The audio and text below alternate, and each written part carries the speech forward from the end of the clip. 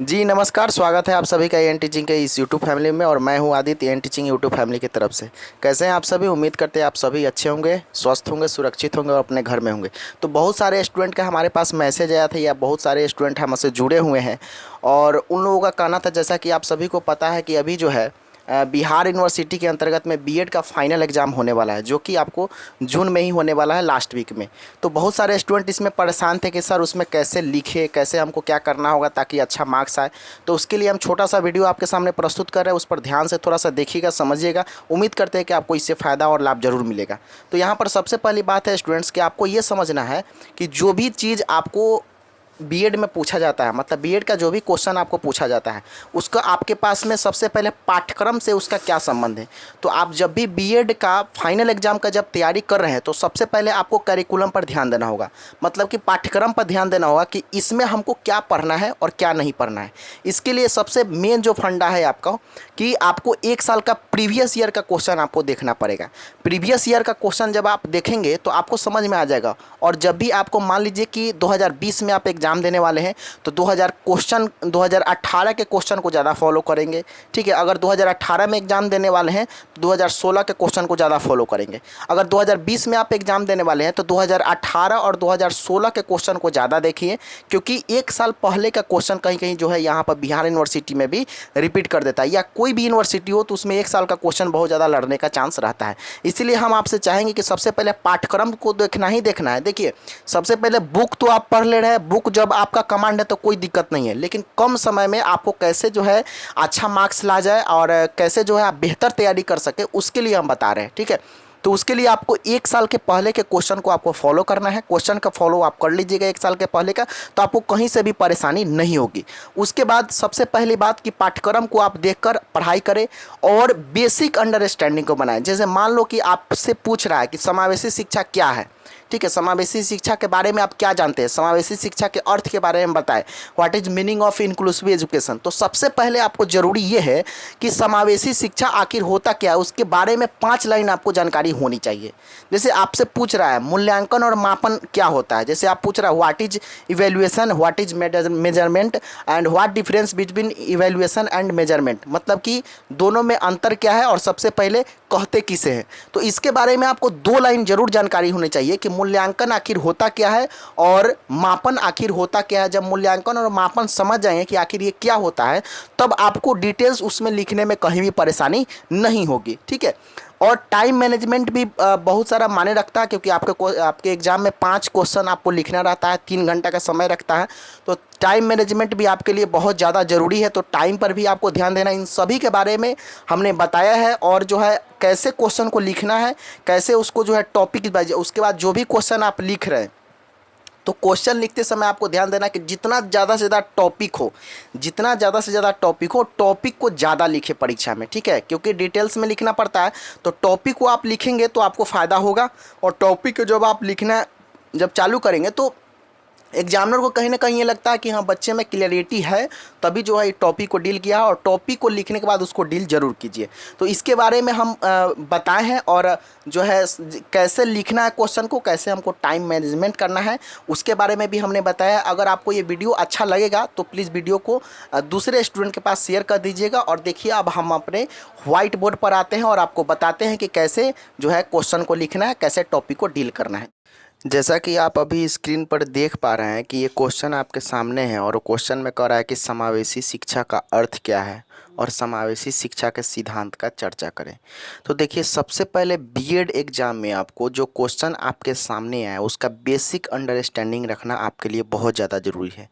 क्योंकि अगर पहले आप उस क्वेश्चन के बारे में, उस शब्दार्थ के बारे में, उस शब्द के बारे में अगर आपको बेसिक अंडरस्टैंडिंग नहीं होगा, तब तक आप डिटेल्स से उस प्रश्न के बारे में उसका उत्तर आप नहीं लिख सकते हैं। तो यहाँ पर बेसिक अंडरस्टैंडिंग तो आपके साथ में है ही, लेकिन उसके साथ साथ में आपका टाइम मैनेजमेंट भी बहुत ज़्यादा मायने रखता है।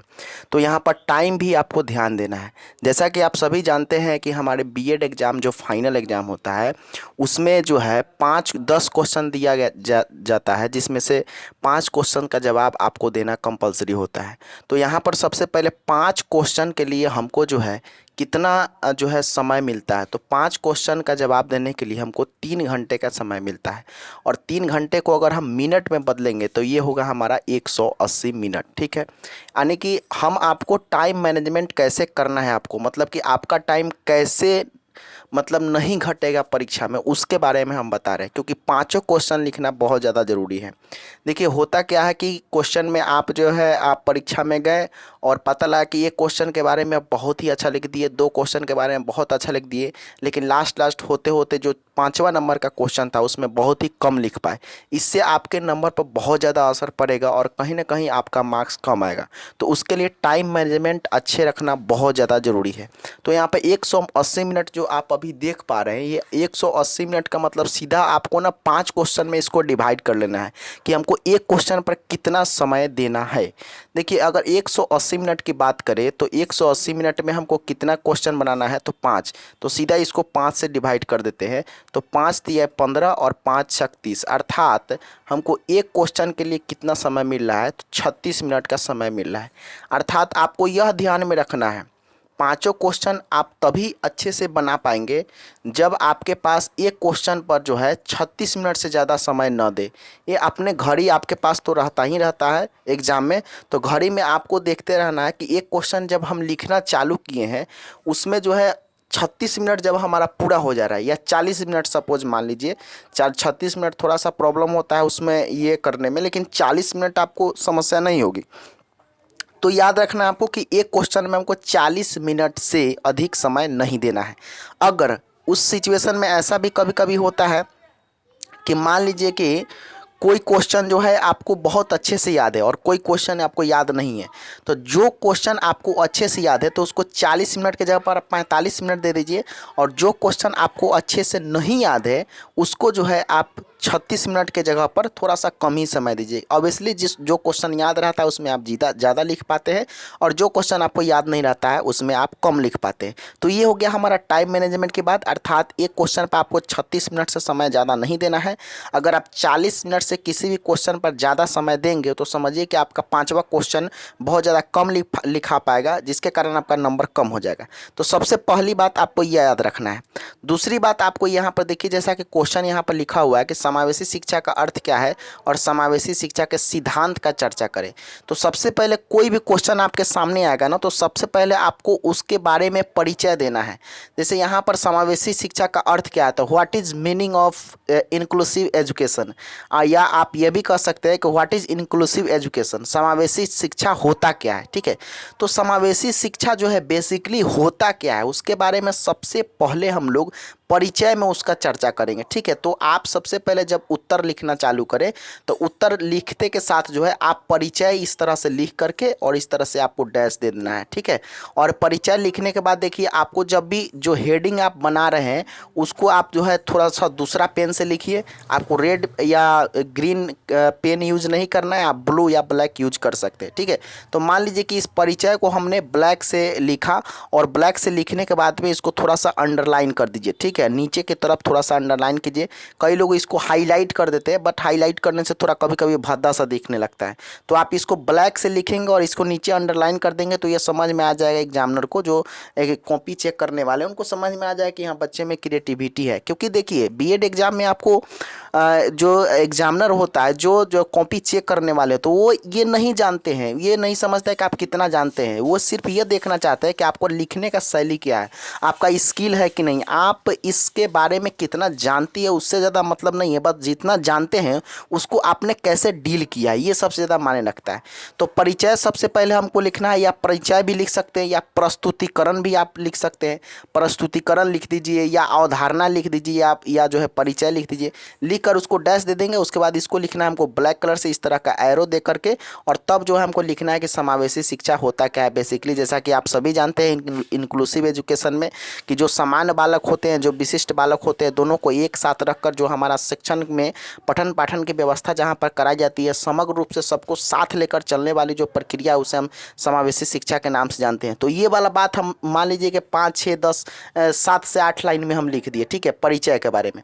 अब परिचय लिखने के बाद में फिर से आपको ना 1-2 लाइन छोड़ देना है, ठीक है, परिचय लिखने के बाद में आपको 1-2 लाइन छोड़ देना है।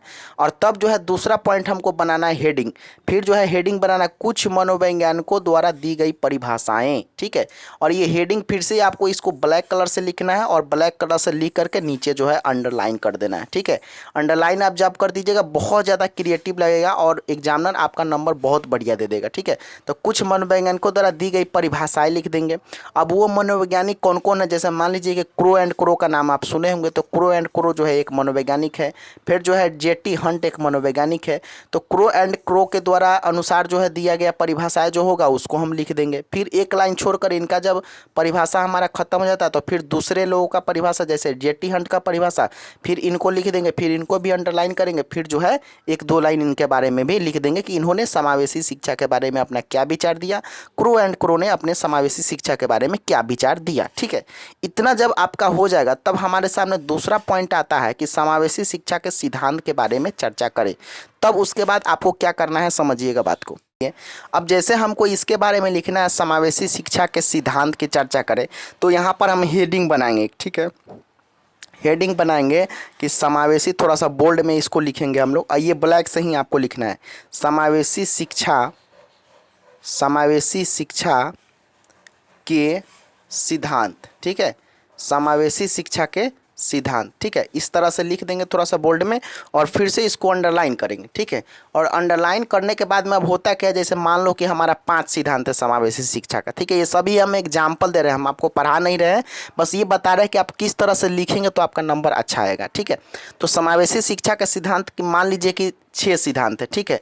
तो मान लीजिए 6 सिद्धांत है, तो एक जो सामान्य प्रकार का बच्चा होता है सीधा 1 नंबर में, 2 नंबर में, 3 नंबर में, 4 नंबर में, 5 नंबर में और 6 नंबर में, इस तरह से 1 नंबर का सिद्धांत, 2 नंबर से 3 नंबर सिद्धांत, 4 नंबर, 5 नंबर, 6 नंबर, ठीक है। इस तरह से वो लिख देगा। जो जनरली बच्चे ऐसे ही करते हैं, लेकिन आपको अगर परीक्षा में नंबर थोड़ा सा अलग लाना है, थोड़ा सा आपको कुछ बेहतर करना है, तो उसके लिए थोड़ा सा आपको कुछ अलग करना होगा। जैसे मान लीजिए कि यहाँ पर देखिएगा ध्यान से, अब जैसे हम ये 1, 2, 3, 4, 5, 6 न लिख करके हम लोग थोड़ा सा अलग करने की कोशिश करेंगे। यहाँ पर लिख देंगे समावेशी शिक्षा के सिद्धांत।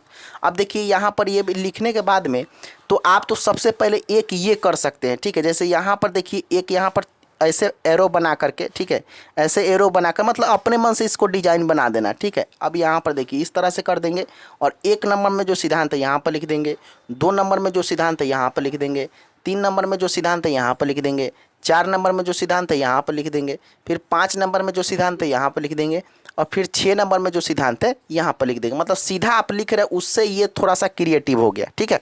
उसके बाद में अगर और आपको जो है स्किल मतलब और आपको अच्छा दिखाना है, मतलब हाईलाइट करके दिखाना है, तो उसके लिए भी एक उपाय है। उसके लिए आपको सिंपली क्या करना है, जैसे मान लीजिए कि इस तरह भी नहीं करिए, इस तरह भी नहीं कीजिए, जैसे सिंपल देखिएगा। अब देखिए इसके बाद में जब वैसे भी आप कर सकते हैं या फिर ऐसे भी कर सकते हैं। ये देखिए सबसे ज़्यादा क्रिएटिव लगने लगा। मतलब समावेशी शिक्षा के सिद्धांत का बहुत सारे अंग दिया गया है, जिससे उसका 6 सिद्धांत होता है और 6 सिद्धांत के बारे में हम लिख देंगे। जैसे ये हो गया हमारा नंबर 1 सिद्धांत, ये हो गया हमारा नंबर 2 सिद्धांत, ये हो गया हमारा नंबर 3 सिद्धांत, ये हो गया हमारा नंबर 4 सिद्धांत, ये हो गया हमारा नंबर 5 सिद्धांत और ये हो गया हमारा नंबर 6 सिद्धांत, ठीक है। अब पहले 6 सिद्धांत को हम लोग लिख देंगे और फिर तब उसके बाद में 1 नंबर सिद्धांत जो होगा हमारा, उसको यहाँ पर लिखकर फिर इसको एरो देंगे और फिर उसके बारे में हम लोग डील करना चालू कर देंगे। बात समझ में आ रही है? तो इस तरह से करेंगे तो आपका जो है एग्जाम में एग्जामिनर जो है, जो कॉपी चेक करने वाले, वो लोग बहुत ज़्यादा अट्रैक्ट हो जाएंगे आपके कॉपी के ऊपर और उनको ऐसा लगेगा कि बच्चे में लिखने का स्किल है। आप इसमें क्या लिखे हैं वो ज़्यादा मैटर नहीं करता है, बट ज़्यादा मैटर ये करता है कि वो चीज़ आपको मतलब दिखने से कैसा लग रहा है। उसमें मटेरियल तो फैक्ट होना ही चाहिए जी। अब समावेशी शिक्षा के बारे में अगर आपको लिखना है तो ऐसा नहीं कि दूसरे विषय के बारे में लिख देंगे तो वो सही हो जाएगा, नहीं, ऐसा नहीं करना है। बट ये सब चीज़ जो है ना, आपको थोड़ा सा उस चीज़ को क्रिएटिव बना देता है, ठीक है। और एग्जामिनर को ऐसा लगता है कि हाँ बच्चे जो है कहीं ना कहीं मेहनत किए हैं और इसके बारे में उनको अच्छी जानकारी है, ठीक है। इस तरह से भी आप कर सकते हैं, ठीक है। अगर सपोज डैट एक और विधि है, आपको ये बता दे। देखिए आप ऐसे भी कर सकते हैं, इस तरह से भी। अगर मान लो कि ये सपोज डेट हम आपको उदाहरण दे रहे हैं, अब समावेशी शिक्षा का हमको सिद्धांत बनाना, तो इस तरह से भी आकर के 1 नंबर सिद्धांत यहाँ पे लिख सकते हैं, 2 नंबर सिद्धांत यहाँ पर लिख सकते हैं, 3 नंबर सिद्धांत यहाँ से, 4 नंबर, फिर यहाँ से 5 नंबर, फिर यहाँ से 6 नंबर, फिर यहाँ से 7 नंबर, फिर यहाँ से फिर 8 नंबर यहाँ से। ठीक है, तो इस तरह से अगर आप परीक्षा में लिखेंगे तो काफ़ी आपका कॉपी जो है क्रिएटिव दिखेगा, और एग्जामिनर को ऐसा लगेगा कि ना बच्चे ने कुछ बेहतर जरूर किया और कुछ हट कर किया। सभी लोग तो समान 1 2 3 4 5 6 लिखते हैं, लेकिन आपने उनसे कुछ अलग किया, तो आपको नंबर अच्छा मिलने की संभावना रहेगा। ठीक है, उसके बाद में जब ये सब लिख देते हैं, जब ये सब आप लिख देते हैं, तो हमेशा जब भी आपको किसी चीज़ के बारे में, जैसे समावेशी शिक्षा के अर्थ के बारे में जैसे आप लिख रहे हैं, तो थोड़ा सा मान लीजिए कि 1 पेज में उसको लिखना है, तो 1 पेज में लिखना है, तो उसमें थोड़ा सा कोशिश कीजिए कि पैराग्राफ चेंज कर करके लिखे। ठीक है, जैसे 10 15 लाइन लिख दिए, उसके बाद में फिर से उसको पैराग्राफ चेंज कर दीजिए, फिर 15 लाइन लिखने के बाद फिर पैराग्राफ चेंज कर दिए। पैराग्राफ चेंज करने से कॉपी आपका क्रिएटिव दिखेगा, और एग्जामिनर को लगेगा ऐसा कि बच्चे कुछ अच्छा किए हैं, कुछ अलग किए हैं सबसे। और अलग करने के लिए आपको कुछ तो मतलब नंबर लाने के लिए सबसे आपको अलग नंबर लाना, अच्छा मार्क्स लाना है, तो उसके लिए थोड़ा सा आपको अलग करना होगा। तो ये विधि आप समझ गए। दूसरी बात, जब भी क्वेश्चन आपका खत्म हो जाए, मतलब क्वेश्चन का आंसर आप खत्म हो जाए, तो लास्ट में एक चीज़ जरूर जनाइएगा। लास्ट में एक चीज़ जो है, निष्कर्ष आप लोग लिखना नहीं भूलिएगा। ठीक है, लास्ट में एक चीज़ जरूर डालिएगा, निष्कर्ष। ठीक है, और निष्कर्ष इस तरह से फिर से इसको ब्लैक कर देना है। ठीक है, और ये अब ये जो भी डिजाइन आप बनाइएगा सारे दूसरे पेन से बनाइए, मतलब ब्लैक वाले से बनाइएगा, बाकी इसके बारे में जो डील कीजिएगा वो ब्लू से बनाइएगा। ठीक है, तो आपका कॉपी काफ़ी क्रिएटिव हो जाएगा। उसके बाद में प्रत्येक क्वेश्चन में आपको लास्ट में निष्कर्ष लिखना है कि उपयुक्त अध्ययन से हमने यह पाया कि समावेशी शिक्षा अच्छा है या बुरा है, या जो भी उसके बारे में आपको लिखना है, कंक्लूजन जिसको बोलते हैं। तो कंक्लूजन आप लिखना ना भूलें। ठीक है, कंक्लूजन लिखेंगे तो आपको मतलब कॉपी आपका अच्छा लगेगा, एग्जामिनर देखेगा तो उसको भी समझ में आएगा, पसंद आएगा। ठीक है, तो इस तरह से हमें आपको एग्जाम्पल दिए हैं, आप किसी भी क्वेश्चन को इसी तरह से आप कर सकते हैं, और इस तरह से आप बनाएंगे तो बेहतर होगा, अच्छा होगा, समझ में आएगा उनको भी, और ये नंबर जो है अच्छे आने की संभावना। उम्मीद करते हैं कि आपको ये वीडियो पसंद आया होगा। अगर पसंद आया हो तो आप अपने कॉलेज ग्रुप में जो भी बीएड के स्टूडेंट है जो इस साल एग्जाम देने वाला है, प्लीज़ उनके पास इस वीडियो को शेयर जरूर करें, ताकि उनको भी ये चीज़ें का हेल्प मिल सके। आई होप कि आपका ये वीडियो पसंद आया होगा। मिलते हैं फिर से आपको नेक्स्ट वीडियो में, तब तक के लिए जय Hind, Vande Mataram, thank you so much.